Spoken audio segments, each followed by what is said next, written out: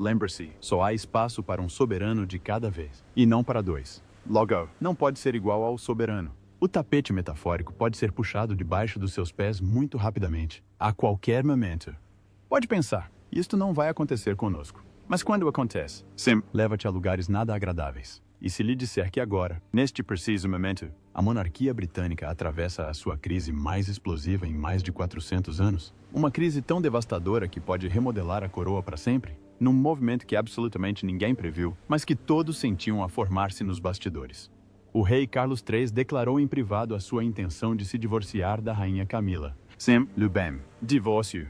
O monarca reinante e a sua rainha consorte, o casal que resistiu a décadas de escândalos, indignação pública e ao legado assombroso de Diana, chegaram ao fim. Mas não se trata apenas do fim de um casamento. Trata-se de traição, comunicações secretas, manipulação calculada e um enredo chocante para reescrever a própria história da realeza, incluindo o legado da princesa Diana.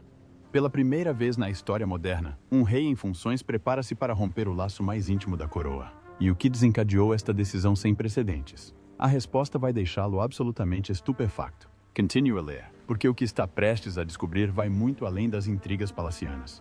Esta história é sobre poder, enganos e um verdadeiro ajuste de contas que muda tudo. Mas primeiro, deixe-me levá-lo para dentro da sala onde tudo explodiu. A bomba real.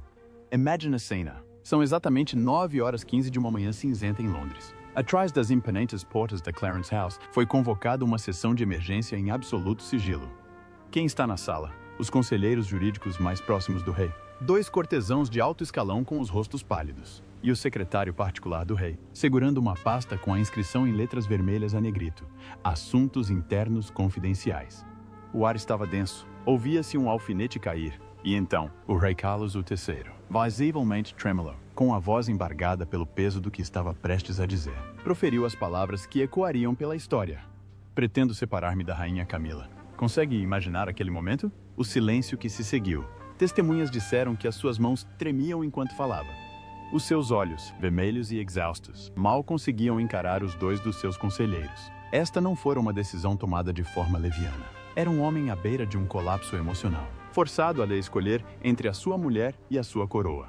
E o que torna tudo isto ainda mais chocante é que apenas algumas pessoas selecionadas tinham sido informadas previamente. O príncipe William, princesa Anna, o Lord Chamberlain. Só isso. Sem declaração oficial, sem conferência de imprensa. Apenas uma detonação controlada atrás dos muros fechados do palácio. Segundo um conselheiro sênior presente, Charles disse algo que assombrará todos os que ouviram. A situação tornou-se insustentável. A confiança foi quebrada. Deve estar a perguntar-se, o que poderia levar um rei a divorciar-se da sua rainha? Falamos de um homem que passou 30 anos a defender Camila, que suportou o ódio público, que arriscou a sua reputação, que reconstruiu lenta e meticulosamente a imagem dela. Diamante real a rainha consorte. O que poderia destruir este laço de forma tão completa? A resposta está num dossiê, um relatório de inteligência condenatório entregue apenas 8 dias antes daquele fatídico encontro, compilado pelos investigadores internos do palácio. O documento detalhava atividades não autorizadas, comunicações secretas e manipulação dos mídia diretamente ligadas a Camila. Não se tratava apenas de uma indiscrição, como sussurrou uma fonte interna. Era manipulação disfarçada de estratégia. E quando Charles leu aquele relatório, quando viu as provas do que a sua própria mulher andava a fazer nas suas costas, algo dentro dele partiu-se. Este é o primeiro divórcio real de um soberano em funções em mais de 400 anos. Pense nisso. Desde o reinado de Henrique VIII, que nenhum monarca reinante tinha tomado tal atitude, e todos sabemos como isso terminou. A monarquia já enfrentou tempestades anteriormente, a abdicação de Eduardo VIII em 1936, a separação catastrófica de Carlos e Diana em 1996. Mas isto é diferente. Isto acontece numa altura em que a coroa já está sob intenso escrutínio público, quando a confiança na instituição está por um fio. Para Charles, este momento não é apenas pessoal, é histórico, é constitucional, é existencial. Mas o que fez Camila exatamente? O que havia naquele relatório de inteligência que levou o rei ao seu limite? Vamos mergulhar na traição que derrubou a coroa. A traição que partiu a coroa. Tudo começou de forma inocente. Ou pelo menos foi o que pareceu. A Palisades estava a realizar a verificação de rotina dos pedidos da imprensa. Protocolo padrão. Nada de anormal. Mas depois algo chamou a atenção deles. uma série de perguntas invulgarmente detalhadas de um conhecido biógrafo da realeza. Perguntas demasiado específicas, demasiado incisivas, demasiado informadas. Sinal de alerta soou de imediato. Após uma investigação discreta, e posso garantir que quando a segurança do palácio começa a investigar, não brincam em serviço, descobriram algo explosivo. A rainha Camila estava em contato direto com este autor. E não se tratava de uma conversa casual. Alega-se que este biógrafo estava a trabalhar num novo livro com o objetivo de reformular completamente a narrativa da família real. Reescrever a própria história. Os primeiros rascunhos desta biografia incluíam, alegadamente, retratos alterados da princesa Diana, do príncipe William e da princesa Catherine. Dá para acreditar? Diana, a princesa do povo, amada em todo o mundo, estava a ser retratada de forma negativa. E a Camila estava a ser retratada como uma força modernizadora incompreendida e injustamente difamada. E pior, os investigadores descobriram também os registros de 3 encontros privados entre Camila e um executivo de comunicação social estrangeiro de alto nível. Estes encontros, completamente não documentados nas agendas oficiais da família real, tiveram lugar ao longo de 6 semanas numa propriedade não divulgada em Mayfair, um dos bairros mais exclusivos de Londres. O que discutiam nessas reuniões secretas? Por quanto mais tempo o rei conseguirá manter-se no poder? Um palácio em revolta? A rainha Camila encontra-se agora no centro de uma tempestade sem precedentes na história moderna da realeza. O Palácio de Buckingham, geralmente uma fortaleza de ordem e precisão, está, pelo contrário, a desmoronar-se por dentro. O que começou como sussurros discretos nos bastidores transformou-se num ato aberto de desafio.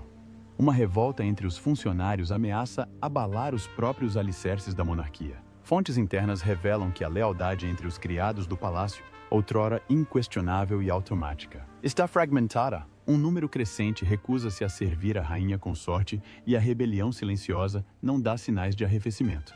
Segundo pessoas próximas do funcionamento interno da Casa Real, o protesto não é aleatório. Acredita-se que seja uma resposta direta ao que os funcionários descrevem como humilhações deliberadas dirigidas a Catarina, Princesa de Gales. Não se tratavam de incidentes isolados, mas sim de uma série de ações que deixaram cicatrizes demasiado profundas para serem ignoradas.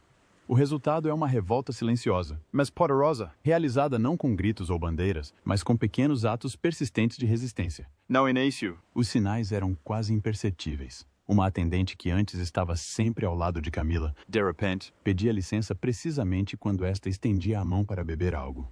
Um mordomo de confiança, com quem trabalhava há décadas, desaparecia da sala no instante em que ela entrava. Portas que deveriam abrir-se instantaneamente permaneciam fechadas apenas o tempo suficiente para tornar a sua presença constrangedora. O chá da tarde chegava lá atrasado.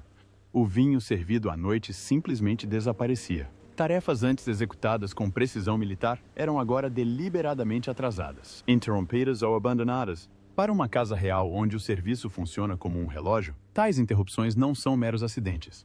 São declarações. É uma rebelião de 1000 pequenos cortes, explicou um antigo lacaio que ainda mantém contato com a atual equipa. Nenhum erro isolado pode levar ao despedimento. Mas quando dezenas de pessoas agem da mesma forma, a mensagem é inegável. O respeito desapareceu. E sem respeito, ela não tem nada.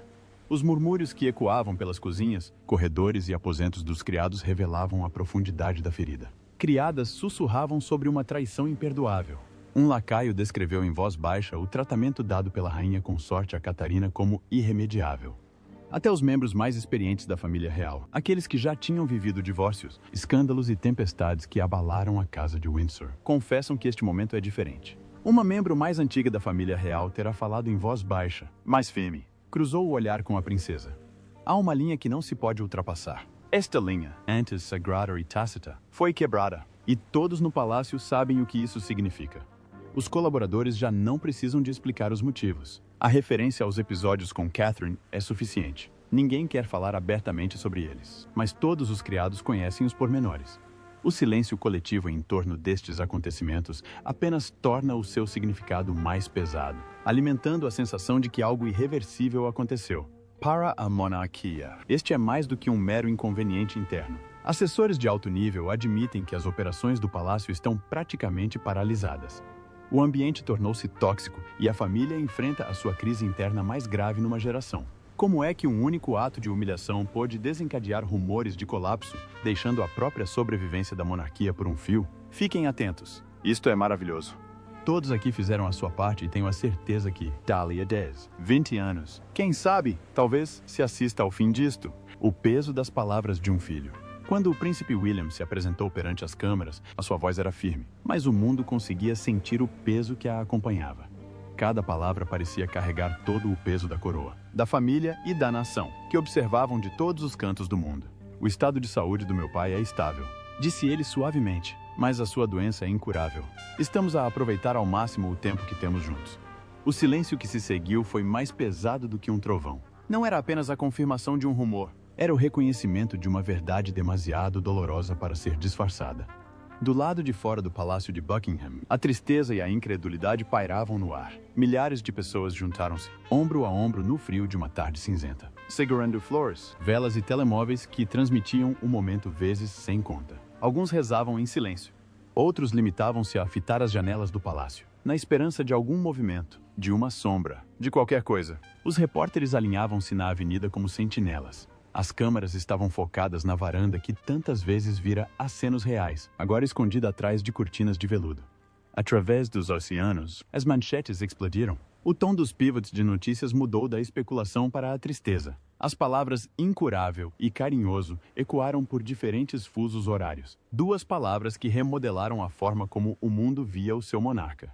Durante meses, circularam rumores. O rei Carlos, diagnosticado com cancro no início de 2024, continuou a cumprir as suas funções, participando em reuniões, cumprimentando embaixadores e mantendo a serenidade pública que definia o seu reinado. Mas aqueles que estavam suficientemente próximos para o testemunhar em privado notaram a diferença. Os movimentos mais lentos, as pausas mais longas, o cansaço que nenhum sorriso público conseguia disfarçar. Não era a primeira vez que o rei enfrentava a dor com tamanha dignidade silenciosa. Na sua juventude, Carlos era a personificação da força e da determinação. Levantava-se antes do amanhecer, cavalgava durante horas pelo ar úmido da Escócia e encontrava paz na simplicidade da terra e da sela. A sua devoção ao polo e ao campo era lendária. Não por lazer, mas como prova de resistência. Para ele, a saúde era disciplina e resiliência. Deva. Mas o tempo, implacável como é, começou a testar essa disciplina. As cirurgias e as lesões vieram em ondas. A operação ao joelho em 1998, a correção de uma hérnia em 2003. Os pequenos procedimentos que se seguiram nos anos posteriores. A cada aparição, surgia sorridente, apertando as mãos às enfermeiras e acenando aos fotógrafos, determinado a mostrar que o corpo podia ceder sem se render. No entanto, os que lhe eram mais próximos começaram a aperceber-se de uma mudança silenciosa, de uma reflexão mais profunda sobre a fragilidade, sobre o legado, sobre os próprios limites da força. Agora, enquanto William encarava as câmeras, esse legado parecia estar atrás dele, orgulhoso, resistente, intacto. O rei que outrora brincara apesar da dor inspirava agora um filho que falava de coração partido. A monarquia sempre fora sobre resistência, sobre manter a cabeça erguida independentemente da tempestade. Mas, desta vez, até a resistência teve um preço.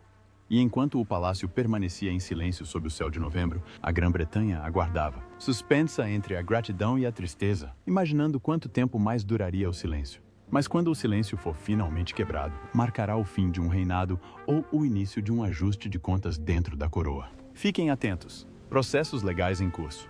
Apenas 72 horas após o anúncio privado do rei Carlos, o Conselho Jurídico Real reuniu-se em sessão de emergência para iniciar a tarefa sem precedentes de dissolver o casamento de um monarca. O advogado principal, Sir Gavin Morland, um dos mais respeitados constitucionalistas da Grã-Bretanha, foi incumbido de navegar por um território jurídico que não era explorado há séculos. Os termos que estão a ser redigidos são extraordinariamente complexos.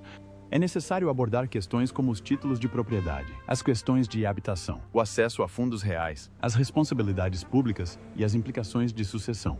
Não se trata apenas de um divórcio, é um puzzle constitucional sem precedentes na história recente.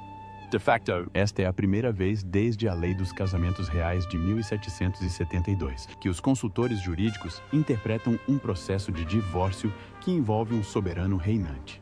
A proposta atual permitiria a Camila manter o título de rainha consorte emérita, uma designação cerimonial que soa impressionante, mas não tem absolutamente nenhum peso político ou direito de sucessão. É essencialmente um título sem poder, um nome sem significado. Mais importante ainda, Camila perderia o acesso aos fundos do Ducado da Cornualha, a vasta propriedade que proporciona rendimentos à família real. Seria também privada dos privilégios das propriedades da coroa, ficando isolada da infraestrutura financeira que sustentava o seu estilo de vida real. A sua residência seria fixada permanentemente em Raymil House, que, crucialmente, não é uma residência real oficial.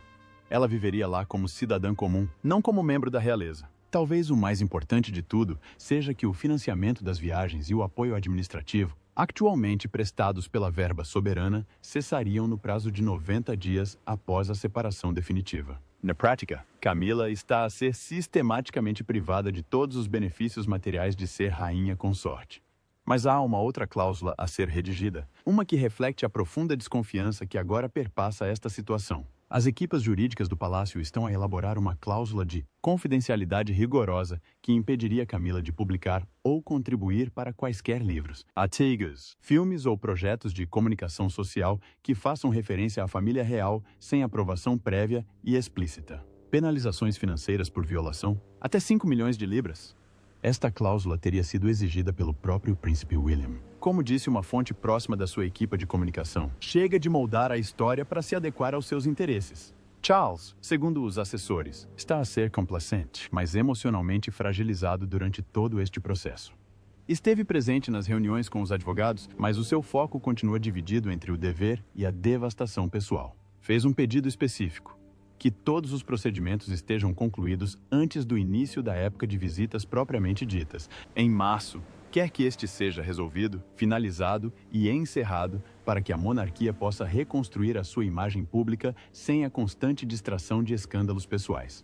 Isto não é apenas um desfecho jurídico, observou uma fonte interna. É o capítulo final de uma história que começou na sombra há mais de 50 anos. Mas enquanto os advogados preparavam os documentos num silêncio estudioso, o mundo exterior reagia com veemência.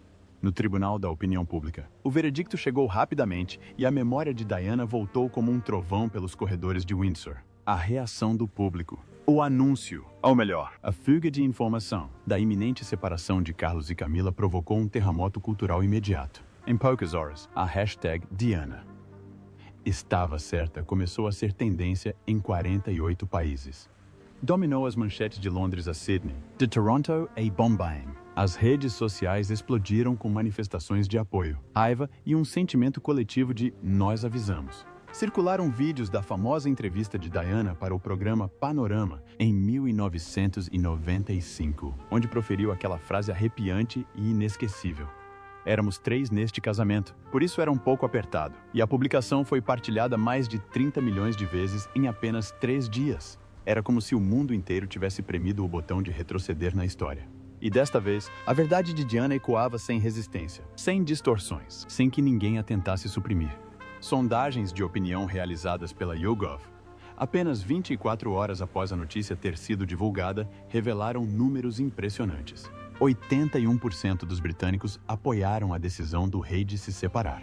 Ainda mais revelador, 67% acreditavam que Camila deveria ser completamente despojada de todos os títulos reais. Os meios de comunicação social, geralmente cautelosos, diplomáticos e comedidos no tratamento de assuntos da realeza, publicaram editoriais ousados proclamando este momento como a vindicação póstuma de Diana. Jornais que antes a vilipendiavam, que antes a culpavam pelo fim do casamento, celebravam-na agora como alguém que dizia a verdade, silenciara demasiado cedo. Até a BBC, que tinha sido criticada por explorar Diana durante a polêmica da entrevista a Bashir, exibiu um documentário em sua homenagem 3 dias após o anúncio. A mensagem era clara. A princesa do povo tinha razão o tempo todo. Começaram a surgir apelos públicos para a restauração das honras de Diana. Parlamentares de ambos os principais partidos levantaram a ideia de declarar o dia 31 de agosto, data da sua trágica morte em 1997, como o Dia Nacional da Lembrança. Uma proposta para uma estátua comemorativa, há muito paralisada por disputas internas na família real e hesitação política, foi subitamente acelerada com novos recursos públicos. A imagem de Diana estava a ser reabilitada, não só culturalmente, mas também oficialmente. Para William e Harry, ainda afastados e ainda a lidar com a sua relação complicada, este momento representou uma convergência única. Embora Harry tenha permanecido publicamente em silêncio, fontes dizem que enviou uma mensagem privada a William. Apenas algumas palavras. Ela avisou-nos: "Estás a fazer a coisa certa". A comoção global em torno do legado de Diana remodelou não só a narrativa deste divórcio, mas toda a história da família real ao longo de décadas. A mulher, antes considerada um problema, tornou-se o pilar, o centro moral, o padrão pelo qual todos os outros seriam julgados. E Camilla, que fora lenta e penosamente reabilitada através de anos de cuidadosa assessoria de imprensa, estava a desmoronar-se sob o peso do seu próprio passado. No interior do palácio, a mensagem era inequívoca. O público escolheu o seu lado. Agora, a empresa tinha de agir rapidamente, adaptar-se, reestruturar-se, mostrar ao mundo que tinha compreendido a mensagem alta e clara, ou correr o risco de ser consumida pelo passado que tanto tentara suprimir. A Casa Real reestrutura-se. Com a monarquia abalada por traições internas e convulsões externas, o gabinete do Lord Chamberlain implementou uma revisão estrutural de emergência. As mudanças ocorreram de forma rápida, decisiva e quase implacável. Numa semana, mais de 22 funcionários foram recolocados, principalmente das equipas de comunicação e de secretário particular de Camila. O seu escritório pessoal no Palácio de Buckingham, o espaço físico que representava a sua presença institucional, foi encerrado. A sua placa com o nome foi discretamente removida. Sem anúncio, sem cerimônia, apenas o apagamento. Em seu lugar, foi criada uma nova divisão sob o comando do chefe de Estado-Maior de William. O simbolismo era inegável. A influência estava a ser transferida da consorte para o herdeiro, da visão de Camila para o futuro de William.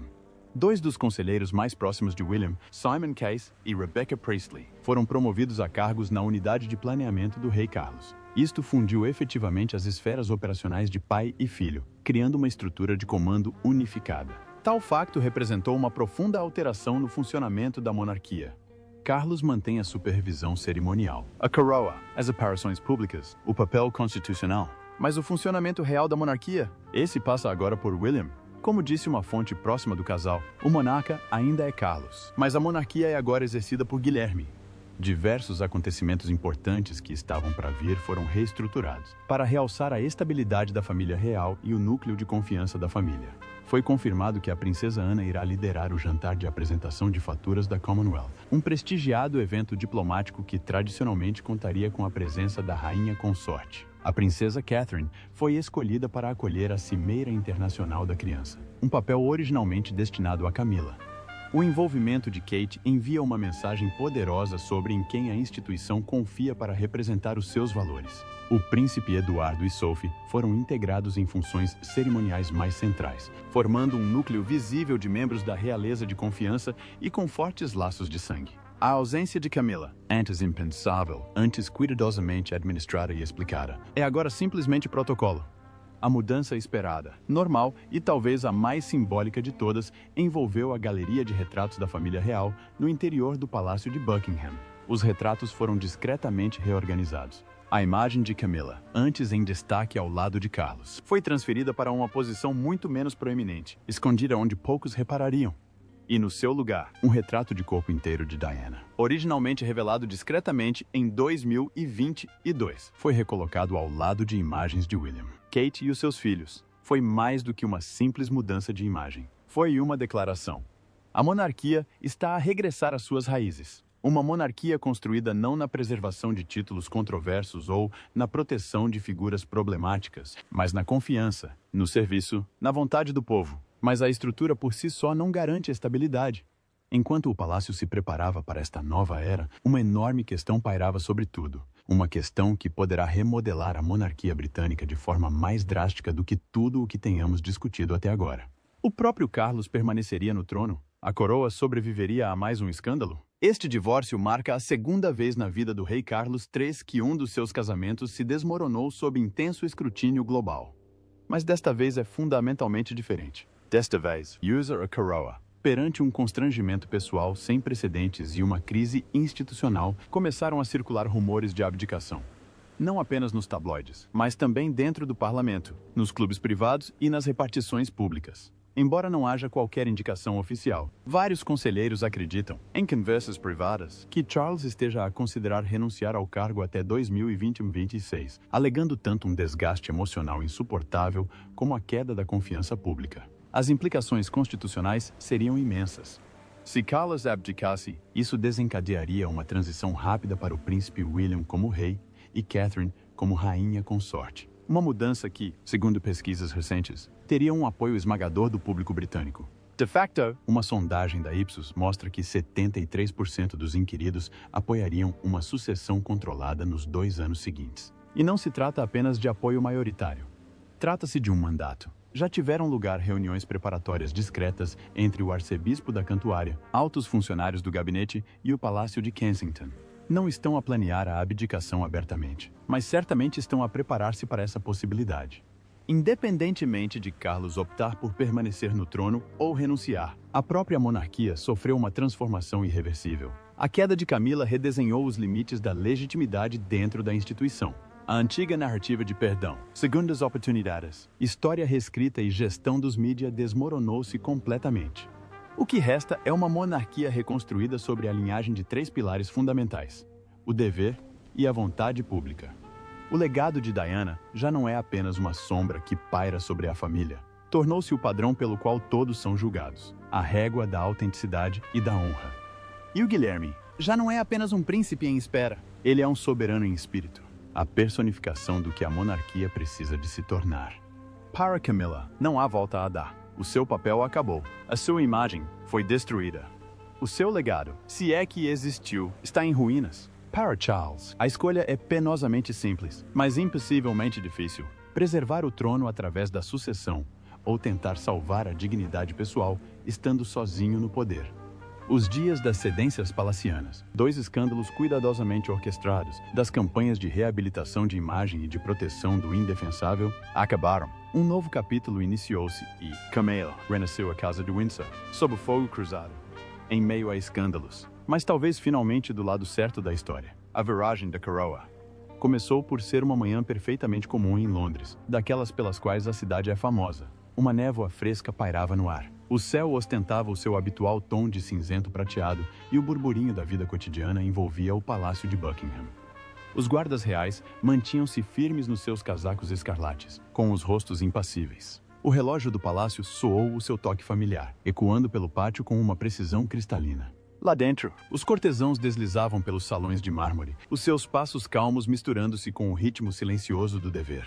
Aparentemente, era apenas mais uma manhã real. Mas, exatamente às 9h47, tudo mudou. Começou por ser um murmúrio, um sussurro tênue que se espalhou pelos corredores do palácio como uma corrente de ar. A princípio, ninguém queria acreditar. Um mordomo parou a meio do passo, uma criada deixou cair o tabuleiro e um ajudante olhou fixamente para o chão. O silêncio que se seguiu foi quase irreal. Então, as palavras que nunca ninguém esperou foram proferidas em voz alta, trêmulas e incisivas. O rei adoeceu. Num instante, o palácio, que sempre parecerá inabalável, transformou-se num verdadeiro caos. Os guardas, que normalmente se moviam com graciosidade cerimonial, começaram a correr. Os portões dourados, símbolos de elegância e tradição, fecharam-se com um estrondo urgente. Comitivas surgiram do nada, carros pretos a alta velocidade atravessando o pátio, enquanto portas batiam e vozes se elevavam em confusão. O ar estava carregado de tensão. Os telefones tocavam sem parar. As mensagens eram sussurradas de uma mão trêmula para outra. A calmaria fora substituída por algo muito mais sombrio. O inconfundível pulsar do medo por detrás daquelas muralhas de pedra centenárias indicava que se começara a formar uma tempestade. Ao meio-dia, o mundo teve o seu primeiro vislumbre desta tempestade. Chegou o comunicado oficial da família real, breve, frio e enigmático. Sua Majestade está sob supervisão médica devido a complicações decorrentes do tratamento. Só isso.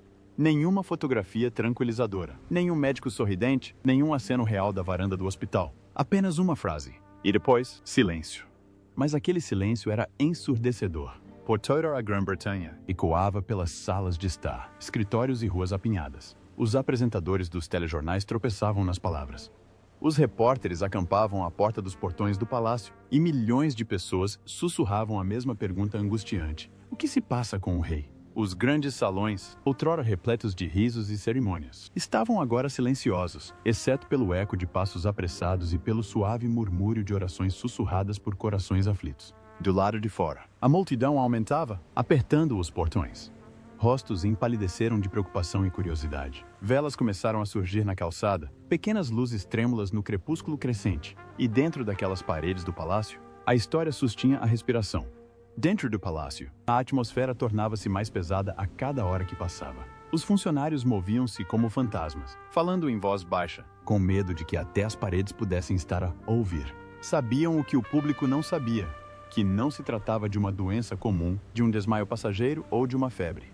Era sério, terrivelmente sério. O rei, o homem que esperara toda a vida pelo trono, lutava agora para se manter nele.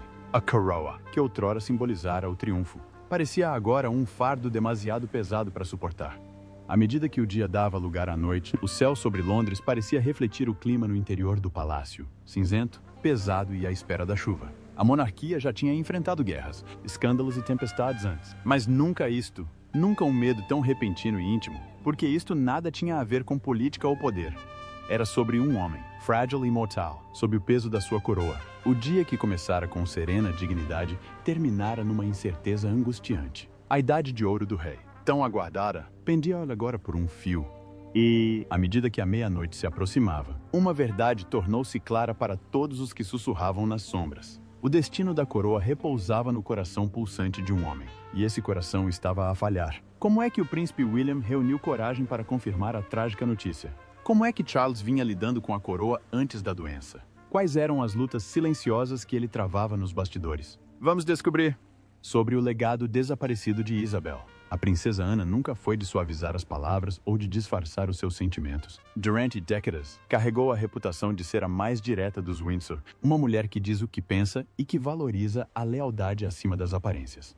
E agora, após a morte da sua mãe, essa firmeza transformou-se em fúria. O seu confronto com a rainha Camila não se resumia a relíquias de família reluzentes. Tratava-se de legado, de história, do próprio fundamento daquilo que a monarquia afirma representar. A tempestade começou silenciosamente, no interior do castelo de Windsor. Após o falecimento da rainha Isabel II, os arquivistas reais seguiram a tradição, enveredando pela solene tarefa de catalogar os pertences da falecida monarca. Este era um processo que se repetia há séculos após a morte de reis e rainhas. Um levantamento minucioso do que ficou para trás, do que pertencia à coroa e do que era pessoal. Mas desta vez, algo estava errado. À medida que os arquivistas percorriam os cofres, descobriram lacunas, ausências perturbadoras, onde deveriam estar relíquias de valor inestimável. A descoberta espalhou-se rapidamente entre alguns escolhidos, mas ninguém se atrevia a dizer uma palavra em público. Inicialmente, o Palácio de Buckingham tentou abafar os rumores. Os funcionários recusaram-se a comentar, trancaram as portas e juraram silêncio. Mas os rumores espalham-se rapidamente pelos corredores da realeza e depressa chegam à pessoa menos propensa a deixá-los em paz. A princesa Ana. Para onde quer que se virasse, os murmúrios seguiam-na. Joias desaparecidas, peças a desaparecer, explanations vagas e pouco convincentes. E para uma mulher que dedicou a sua vida a defender a memória da mãe, isso era intolerável. As joias em questão não eram meros adornos. Eram peças intrinsecamente ligadas à própria história da Grã-Bretanha. Um deles era um broche de flor de diamantes, entregue pela primeira vez a Isabel pela Rainha Vitória na véspera da sua coroação. Um presente que simbolizava a continuidade e o dever. Esse broche tinha desaparecido sem deixar rastro. Outro era o famoso colar de safiras e diamantes, um tesouro icônico que Isabel usava em ocasiões de estado. Uma peça que brilhava como uma promessa silenciosa da resistência da Commonwealth. Agora, isso também tinha desaparecido. Estas não eram apenas pedras preciosas. Eram fragmentos tangíveis da alma da monarquia. Perdê-los era perder o fio condutor que ligava um reinado ao seguinte. Sem eles, era como se alguém tivesse arrancado capítulos da história nacional. Para aqueles que estavam dentro do palácio, o pânico era a única resposta possível. As ordens chegavam com uma clareza brutal. O silêncio devia ser absoluto. Sem fugas de informação, sem confirmações, sem qualquer indício de escândalo a chegar ao mundo exterior. Mas o silêncio nunca foi o forte de Anne. Quando confrontou Camilla, manteve uma calma exterior que mascarava uma fúria controlada. As suas palavras eram precisas, mas carregavam o peso de uma vida inteira de lealdade para com a sua mãe. Ela não estava ali para proteger reputações ou uma instituição já marcada por crises. Ela estava ali para exigir a verdade. Para Ana, estas joias não eram posses para serem guardadas ou perdidas. Eram símbolos vivos dos 70 anos de Isabel no trono. Recordações de sacrifício, serviço e perseverança. E aos olhos dela, o desaparecimento deles não foi nada menos do que uma traição. Então, que traição mais profunda poderia abalar uma dinastia? Joias desaparecidas? Ou a confiança destruída dentro dos seus muros? Continue a assistir. O cofre nas sombras. A descoberta não veio com alarido ou barulho, mas sim numa voz sussurrada e urgente que carregava o peso do perigo. A mensagem chegou a Anne do lado de fora das muralhas do castelo, longe dos corredores de mármore onde os sussurros começavam a apertar como um laço. Era uma voz que não ouvia há anos, a da antiga assistente pessoal de Camila. O seu tom era comedido, cada palavra escolhida com o cuidado de quem desativa um explosivo. Não se tratava de boatos ou especulação. O que ela transportava era muito mais perigoso. Ela tinha provas. Com uma calma deliberada, a ex-assessora revelou a existência de algo que nunca deveria ter existido: um cofre secreto. Não nos arquivos de Windsor ou nos depósitos governamentais protegidos, mas em Rye-Mill House, o refúgio privado de Camila em Wiltshire. Sob as suas paredes, havia uma câmara sob constante vigilância, isolada da supervisão oficial. Um cofre guardado em segredo, onde os olhares indiscretos não conseguiam chegar. Lá dentro, segundo ela, relíquias inestimáveis do reinado da Rainha Isabel tinham sido levadas às escondidas, retiradas do controle do palácio e trancadas num local privado. Anne permaneceu em silêncio enquanto as palavras faziam efeito. Cada detalhe era mais um golpe, uma peça do puzzle a encaixar com uma clareza arrepiante. Camila não tinha simplesmente pedido emprestados ou perdido objetos, como as desculpas do palácio sugeriam. Ela tinha-os removido. Entre os tesouros alegadamente escondidos em Rye-Mill estava uma das peças mais deslumbrantes da coroa. O colar de esmeraldas e diamantes que outrora brilhava no pescoço de Isabel. Uma joia que não constava em nenhum registro oficial desde a sua morte em 2022. A última vez que foi visto foi num discreto evento diplomático.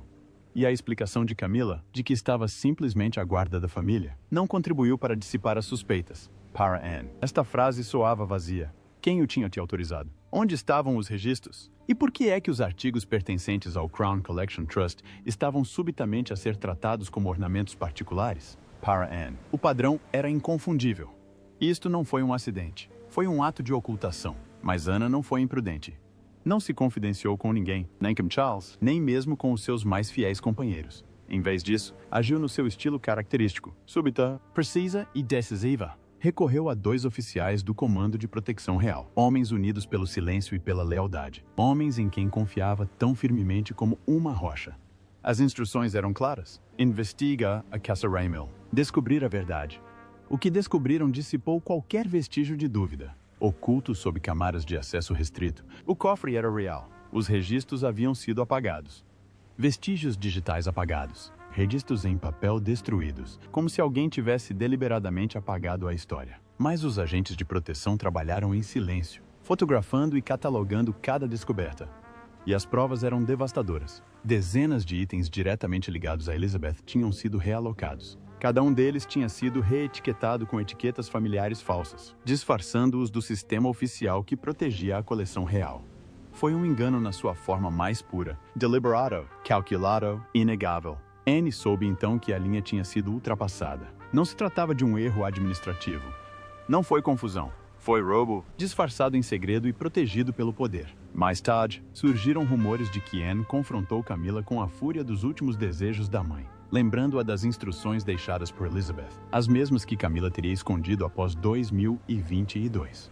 Quando os rumores sobre o cofre começaram a circular em círculos restritos, atingiram a monarquia como um terremoto silencioso. E para Ana, a visão daquele colar de esmeraldas, outrora descrito por Elizabeth como um símbolo de equilíbrio entre a herança e a discrição, reduzido a uma fria fotografia num cofre escondido, desprovido de significado, de contexto, não foi nada mais, nada menos do que uma profanação. Mas quando os sussurros sobre o cofre secreto de Camila abalaram o palácio, seria isto um mero escândalo ou a mais profunda traição da monarquia até então? Fiquem atentos. Conclusão e considerações finais. À medida que Camila cai no esquecimento na realeza e Carlos se vê à beira de uma possível abdicação, a monarquia britânica enfrenta uma encruzilhada mais dramática do que qualquer outra na memória recente. A verdade sobre Diana, há muito enterrada sob camadas de protocolo, revisões e proteção institucional, irrompeu no palácio com uma força estrondosa e inegável. William e Catherine gozam agora da confiança do público. A princesa Ana ancora a coroa numa tradição e num serviço inabaláveis. Juntos, representam o que a monarquia poderia ser, o que talvez sempre devesse ter sido. A traição que destruiu este casamento real inaugurou também uma nova era. Uma que talvez priorize finalmente a transparência em detrimento da proteção. A responsabilidade em detrimento da gestão da imagem. A verdade em detrimento de narrativas cuidadosamente construídas. No silêncio que agora ecoa pelos antigos corredores de Windsor, uma verdade permanece absolutamente certa. A antiga ordem real caiu e não há volta a dar. Mas agora quero saber a sua opinião. Acha que Charles deveria abdicar em favor de William? Acredita que a Camila merece este tratamento? Ou foi injustamente usada como bode expiatório? E quanto ao legado de Diana? Será que ela recebeu finalmente a vindicação que merecia? Deixe a sua opinião nos comentários abaixo. Vamos falar sobre isso. E se este vídeo lhe abriu os olhos para a profundidade desta crise na família real, não se esqueça de gostar e subscrever o canal. Acompanharemos cada desdobramento deste divórcio histórico da família real. Porque, acredite, esta história está longe de terminar. A coroa pode sobreviver, mas nunca mais será a mesma. Obrigado por assistir. E lembre-se, no jogo dos tronos, ou ganha ou desaparece. E, por vezes, até as rainhas caem.